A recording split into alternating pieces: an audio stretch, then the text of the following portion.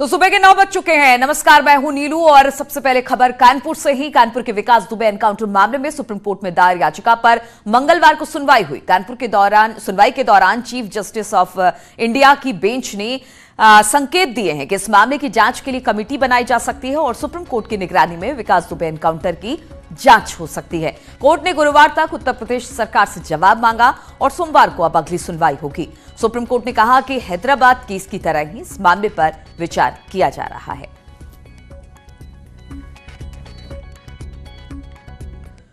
तो कानपुर का गैंगस्टर विकास ढेर हो चुका है और एक के बाद एक उसके गैंग के सदस्यों की धरपकड़ जारी है और इसी के साथ सामने आ रहे हैं विकास से जुड़े तमाम राज।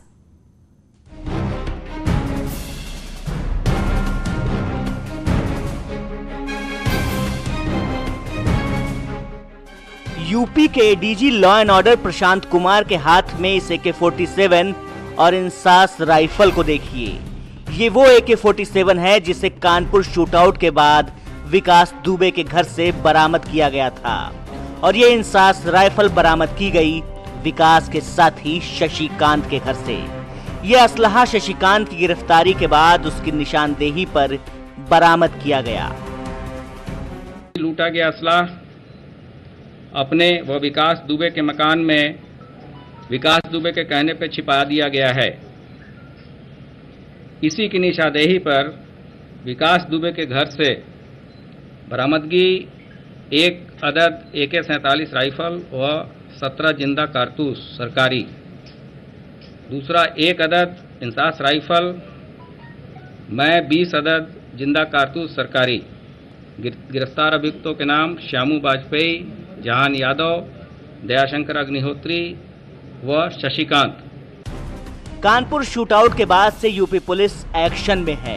एक के बाद एक विकास के साथियों की धरपकड़ जारी है। शूटआउट के 6 आरोपी अब तक मारे जा चुके हैं, 4 आरोपियों को गिरफ्तार किया गया है और 11 की तलाश जारी है। वांछित अभियुक्त एवं 50,000 का इनामिया अभियुक्त शशिकांत उर्फ सोनू पुत्र प्रेम कुमार उर्फ राजाराम निवासी बिकरू, पूछताछ से उसने घटना में अपनी संलिप्तता के साथ विकास दुबे, अमर दुबे, अतुल दुबे, प्रेम कुमार आदि लोगों का घटना में सम्मिलित होना बताया गया। कानपुर एनकाउंटर के बाद योगी सरकार की पॉलिसी साफ है, बेगुनाहों को परेशान नहीं किया जाएगा और अपराधियों को छोड़ा नहीं जाएगा। विवेचना के आधार पे आगे जो भी कार्रवाई होगी की जाएगी। किसी को भी न तो फंसाया जाएगा न तो छोड़ा जाएगा। आपने बताया 11 नामजद अभियुक्त अभी बाकी हैं। इसके अतिरिक्त जो भी प्रकाश में आएगा साक्ष्यों के आधार पर उस पर कार्रवाई की जाएगी। दूसरी ओर कानपुर एनकाउंटर मामले की जांच में जुटी SIT ने 1995 से शिवली में तैनात पुलिसकर्मियों का ब्यौरा मांगा है। इनकी संपत्ति का रिकॉर्ड भी खंगाला जा सकता है। ईडी की जांच में विकास से जुड़े कई राज सामने आ रहे हैं। 3 बड़ी कंपनियों में विकास की हिस्सेदारी के सुराग हाथ लगे हैं। इन्फोर्समेंट डायरेक्टर इन कंपनियों के कागजात खंगालने में जुट गई है। न्यूज़ 18 के लिए कानपुर से श्याम तिवारी, सौरभ मिश्रा और अमित गंजू की रिपोर्ट। तो इस पूरे मामले को लेकर पुलिस की छानबीन लगातार जारी है, चाहे वो SIT की टीम हो, पुलिस हो, लगातार इस मामले में छानबीन करे क्योंकि 11 आरोपी अब भी पुलिस की गिरफ्त से दूर है। और इसी पर बातचीत करने के लिए श्याम तिवारी कानपुर से और सौरभ मिश्रा विकरू से हमारे साथ जुड़े हुए हैं। सौरभ, पहले विकरू की बात कर ली जाए। विकरू में हमने देखा कि रिटायर्ड चीफ जस्टिस पहुंचे थे, वहां पर लोगों से पूछताछ की है। क्या उनकी पूछताछ खत्म हो गई है और फिलहाल क्या अपडेट? देखिए, जिस तरीके से पहले SIT की टीम आती है और उसके बाद फिर रिटायर्ड जस्टिस की एक न्यायिक जो टीम आई थी, उन्होंने यहाँ पर गांव में दर्जनों ऐसे ग्रामीण थे जिनसे उन्होंने बात की, उनका दर्द जाना। तो कहीं ना कहीं जो ये जो 1995 से लेकर के जो डेटा मांगा गया है पुलिस का, वो ये वही वजह है कि उन्होंने जब बताया कि हम आज से नहीं, लगभग 2.5 दशक से इस दुर्दांत अपराधी का शिकार हो रहे थे। दुर्दांत अपराधी जिसकी जमीन पर पैर रख देता था वो जमीन उसके नाम हो जाती थी और अगर कोई व्यक्ति उसका विरोध करता था तो उसे मौत की सजा मिलती थी। नीलू, ये पहली बार ऐसा इसलिए कार्रवाई हुई है विकास दुबे के खिलाफ क्योंकि इस बार उसने खाकी पे हमला कर लिया। अब तक वो अपनी काली कमाई का काला हिस्सा खाकी के अधिकारियों को देता था 18,000 रुपए की कमाई करने वाला सिपाही 80 लाख की प्रॉपर्टी खरीद लेता था और जो दरोगा जिसकी सैलरी 40,000 होती थी वो 40 करोड़ का मालिक बन जाता था। वो इसी विकास दुबे की काली कमाई का हिस्सा पा करके एक बड़ा आदमी बन जाता था। लेकिन इस बार विकास दुबे ने कहीं ना कहीं गलत कदम उठा लिया। उसने अपने हिस्सेदारों को, जो उसकी बुलेट प्रूफ जैकेट थी, उस पर हमला कर दिया और उसमें वो शहीद हो गए।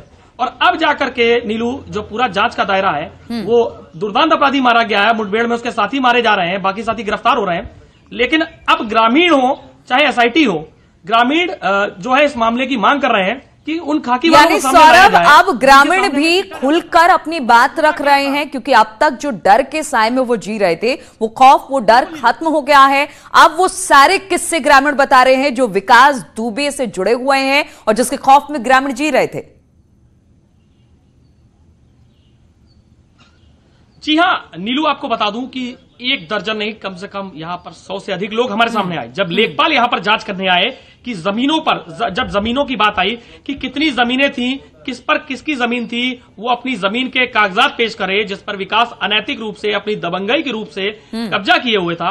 वो तमाम ग्रामीणों के यहां पर बयान दर्ज किए गए। लेखपाल ने उनसे कहा कि आप अपने डिटेल्स दीजिए। और जब एसआईटी की टीम आई और जब न्यायिक अधिकारी मौके पर आए तो ग्रामीण रो पड़े। वो अपने आंसुओं को नहीं रोक पाए। वो रोते हुए बोले कि साहब, 2.5 दशक से उन पुलिस वालों को तो बुलाइए साहब जो हमारी बात नहीं सुनते थे, उन खाकी वालों को बुलाइए जो बुलेट प्रूफ जैकेट बने थे विकास के लिए, उन खाकी वालों को बुलाइए। एक विनय तिवारी आपने पकड़ लिया, वो बड़ी बात नहीं है। नीलू, सबसे बड़ा जवाब गांव वाले अब चाह रहे हैं कि गांव में जिसको चाहती है पुलिस उसको ले जाती है। हालांकि सरकार ने साफ कह दिया है। बिल्कुल सौरभ, अब अपराधियों पर तो शिकंजा कसा जा रहा है, लेकिन उन पुलिस वालों को भी ढूंढना होगा जो अब तक अपराधियों के साथ मिले हुए थे, उनकी संलिप्तता थी। श्याम तिवारी भी कानपुर से हमारे साथ जुड़े हुए हैं। श्याम, इस पूरे मामले में हम देख रहे हैं, चाहे एसआईटी की टीम हो या न्यायिक जांच की बात हो, लगातार हो रही है, लेकिन 11 अभी भी आरोपी पुलिस की गिरफ्त से बाहर है। उनको ढूंढने के लिए किस तरह की कवायद पुलिस की तरफ से? बिल्कुल, अभी भी 11 जो नामजद अपराधी हैं वो फरार चल रहे हैं। जिस तरीके से शशिकांत ने कल खुलासा किया, उसमें तमाम वो नाम बताए जो घटना में शामिल थे। हालांकि ये वही नाम है जो कि एफआईआर में पहले से दर्ज हैं, लेकिन पुलिस ने अपनी तफ्तीश का दायरा जरूर बढ़ा दिया है, क्योंकि मुंबई से पकड़ा गया गुड्डन त्रिवेदी, उसको भी पुलिस शोभेपुर थाने ले आई है। उसकी 4 दिन की ट्रांजिट रिमांड मिली है। उससे भी पूछताछ की जा रही है कि उसकी किस तरीके की भूमिका थी इस पूरे मामले में। इसके अलावा तमाम जो टीमें हैं पहले काम कर रही थी, वो अभी भी काम कर रही हैं। तमाम जो दुर्दांत हैं जो विकास के साथ में रह करके आपराधिक वारदातों को अंजाम दिया करते थे, उनकी धरपकड़ का सिलसिला लगातार जारी है। पुलिस ने गांव पे भी डेरा डाल रखा है। इसके अलावा तमाम वो जगह जहां पर उनको इनके साथियों के छिपे होने की या होने की जानकारी मिल रही है, वहां पर पुलिस दबिशें दे रही है। जी नीलू, तो श्याम, गुड्डन को अभी फिलहाल कहां पर रखा गया, कहां पर उससे पूछताछ हो रही है और किस तरह के खुलासे हुए हैं, कुछ पुलिस बता पा रही है? हालांकि बहुत सारी चीजें पुलिस नहीं बता रही है, जो छापेमारी हो रही है या फिर जो पूछताछ हो रही है, फिर भी कुछ खुलासे गुड्डन की तरफ से अब तक? गुड्डन को कल रात को मुंबई से ला करके चौबेपुर थाने में रखा गया है। चौबेपुर थाने में ही रख करके उससे पूछताछ की जा रही है। गुड्डन और उसका साथी जो है ड्राइवर, उसको यहाँ पर लाया गया है। पुलिस अभी इस मामले में कुछ भी नहीं बोल रही है, क्योंकि बड़ा इनिशियल होगा ये सब। उससे जानकारी जुटाने के बाद उस जानकारी के हिसाब से कार्रवाई करना, दबिश देना और सबसे पहले ये पुख्ता करना कि गुड्डन उस रात वहाँ पर मौजूद था या नहीं था, उसने फायरिंग की है पुलिस के ऊपर या नहीं की। क्योंकि जब गुड्डन फरार हुआ था तो पुलिस ने, कानपुर देहात की पुलिस ने एक पोस्टर जारी किया था। उस पोस्टर में गुड्डन का फोटो था, लेकिन जब मुंबई एटीएस ने गुड्डन को मुंबई में गिरफ्तार किया तब कानपुर पुलिस की तरफ से एक बयान आया कि ये नामजद अपराधी अभी नहीं है। अच्छा। लेकिन जैसे जैसे उसकी भूमिका का खुलासा हुआ तो पुलिस मुंबई गई और उसको लेकर के यहाँ पर आई है। तो अब उससे पूछताछ की जा रही है। पहले उसकी भूमिका जांची जाएगी। इसके अलावा ये देखा जाएगा किस तरीके से वह विकास के साथ तमाम अपराधों में लिप्त था। बताया जाता है कि ये दूध का कारोबार किया करता था, लेकिन विकास के साथ संपर्क में आने के बाद अचानक ही अमीर बना और इसके बाद पंचायत सदस्य भी बन गया था। जी बिल्कुल, तो गुड्डन से पूछताछ चल रही है, उसकी भूमिका की जांच हो रही है, किस मामले में किस तरह से उसकी संलिप्तता थी। बहुत बहुत शुक्रिया आप दोनों का हमारे साथ जुड़ने के लिए और तमाम जानकारी हमसे साझा करने के लिए। तो किस तरह से अब इस पूरे मामले को लेकर लगातार पुलिस की छानबीन चल रही है। अभी तक 11 आरोपी हालांकि पुलिस की गिरफ्त से बाहर हैं, लेकिन और इस वक्त एक खबर आ रही, कानपुर शूटआउट में एक बड़ा खुलासा हुआ है। बार बार विकास दुबे अपनी गाड़ी बदल रहा था, सुरक्षा कारणों की वजह से कार पलटने पर पीछे के दरवाजे से भागा विकास। तो उस दिन क्या हुआ, जबकि उज्जैन से पुलिस लेकर आ रही थी, पीछा करने पर विकास ने 3 राउंड फायर किया है। एसटीएफ के सीने में गोली लगी और बुलेट प्रूफ जैकेट ने उनकी जान बचाई। हालांकि गोली उनको टारगेट करके मारी गई थी, लेकिन बुलेट प्रूफ जैकेट पहन रखा था उन्हें और इसलिए उनकी जान बच गई। बार बार बदली जा रही थी विकास की कार। अब इस तरह की खबर आ रही है, उज्जैन से जब कानपुर लेकर आया जा रहा था विकास को, तो उस दौरान सुरक्षा कारणों की वजह से लगातार गाड़ी बदली गई, क्योंकि सवाल उठ रहे थे कि कैसे एक गाड़ी से दूसरी गाड़ी, आप पहले विकास को दूसरी गाड़ी में पाया गया, फिर दूसरी गाड़ी में, इस पर भी सवाल उठ रहे थे। अब बताया जा रहा है कि उस दिन सुरक्षा कारणों की वजह से कई बार गाड़ियां बदली गई और जिस तरह से बुलेट प्रूफ जैकेट ने बचाई जान, क्योंकि उन पर लगातार फायरिंग हो रही थी। 3 राउंड फायरिंग की है विकास दुबे ने, लेकिन बुलेट प्रूफ जैकेट की वजह से जान बच गई। और फिरोजाबाद से खबर है, यहां पर पेड़ पर लटका मिला है युवक का शव। हत्या का शव लटकाए जाने की आशंका बताई जा रही है। पुलिस ने शव को पोस्टमार्टम के लिए भेज दिया है। पुलिस मामले की जांच में जुट गई है। ये पूरा मामला थाना टुंडा क्षेत्र के गांव मोहम्मदाबाद का बताया जा रहा है।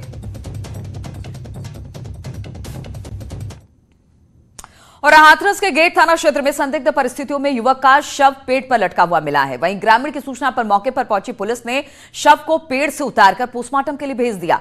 फिलहाल पुलिस मामले की जांच में जुट गई है। हाथरस गेट जनपद हाथरस का ये नगला बुद्धू हेमराज का इलाका है। यहाँ पे एक मृतक नाम विनोद कुमार सन ऑफ महेंद्र सिंह, उम्र 36 वर्ष, इनकी बॉडी एक पेड़ से रस्सी से लटकती हुई मिली है और जिसमें कि ऐसा देखा जा रहा है कि उनके हाथ आगे से बंधे मिले हैं कपड़े से। तो शव को अभी नीचे उतार लिया गया है। ब्रेक के बाद एक बार फिर से आप सभी का स्वागत है। तो कोरोना काल में बहुत कुछ बदला है। मंदिर में पूजा अर्चना से लेकर खान पान और तौर तरीके सभी कहीं ना कहीं अपने बदले हैं। और इसी कड़ी में अपने पान के लिए मशहूर बनारस में एक पान विक्रेता का अंदाज भी बदला हुआ नजर आ रहा है। देखिए रिपोर्ट।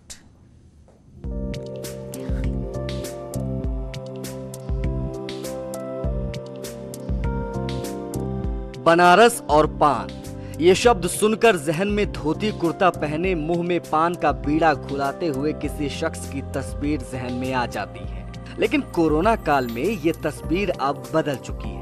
वाराणसी के लंका इलाके में एक पान वाला पीपीई किट पहनकर पान बेचता नजर आ रहा है। पान वाले का नाम विशाल है। कोरोना के खतरे को देखते हुए विशाल ने पीपीई किट पहनकर पान बेचने का फैसला किया। सर आइडिया है इसलिए कि भाई इतनी खतरनाक बीमारी है और इस बीमारी से बचने के लिए तो मुझे किट पहनना बहुत ज़रूरी है।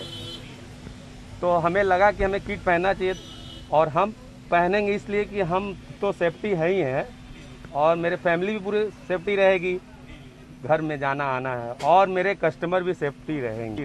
किट चेंज कर देता हूँ सर और 2 घंटे में ग्लव्स चेंज करता हूँ, 2 घंटे में मास्क चेंज करता हूँ, 2 घंटे में अपना कैप चेंज करता हूँ। विशाल जब दुकान में आते हैं तो सबसे पहले दुकान को सैनिटाइज करते हैं और उसके बाद पीपीई किट पहनकर पान बेचना शुरू करते हैं। विशाल अपने यहाँ किसी को पान खाने नहीं देते, कस्टमर को पान एक पत्ते में पैक करके देते हैं और घर जाकर पान खाने की सलाह भी देते हैं। विशाल हर 2 दिन में पीपीई किट को बदल देते हैं। सभी विशाल के इस अंदाज की तारीफ कर रहे हैं। यहाँ पहुँचने वाले अधिकतर ग्राहक विशाल का वीडियो बनाते हैं और फोटो खींचकर सोशल मीडिया पर भी डालते हैं। हम इनको करीब आज 15 दिन पहले से देख रहा हूँ जो आज ये कोरोना के दुश्मन बन गए हैं। अभी मीडिया वाले दिखा रहे हैं जो मास्क पहन के नहीं चल रहे, तो उन लोगों का कोरोना मित्रों के नाम से हिसाब से दिखाया गया है, लेकिन ये कोरोना के दुश्मन हो गए हैं और इसके लिए ये सराहनीय कार्यक्रम शुरू किए हैं। ऐसे सोच विचार लेके अगर हम लोग चले तो हम लोग 15 दिन के अंदर काशी को कोरोना मुक्त कर सकते हैं। ये बहुत ही बढ़िया और बहुत ही बेहतर पहल है और मैं बता देना चाहता हूँ सबसे खास अंदाज जो इनका है, लोगों को मास्क देना और लोगों को ग्लव्स पहनाना। तो ये जिनको भी पान दे रहे हैं, देखिए हमें भी पहना रखा है इन्होंने, और पैकिंग पान, न कि यहाँ खाना है। तो जिस पान देते समय कुछ खास बातें बता रहे हैं, खास बातें बता रहे हैं। और देखिए ये ग्लव्स दिया है इन्होंने, मुझे पहनाया है। कोरोना के बढ़ते खतरे को देखते हुए विशाल का यह कदम सराहनीय है। सभी अगर मिलकर इस तरह से सावधानी बरतें तो हिंदुस्तान कोरोना के खिलाफ ये लड़ाई आसानी से जीत सकता है। वाराणसी से न्यूज 18 के लिए उपेंद्र द्विवेदी की रिपोर्ट।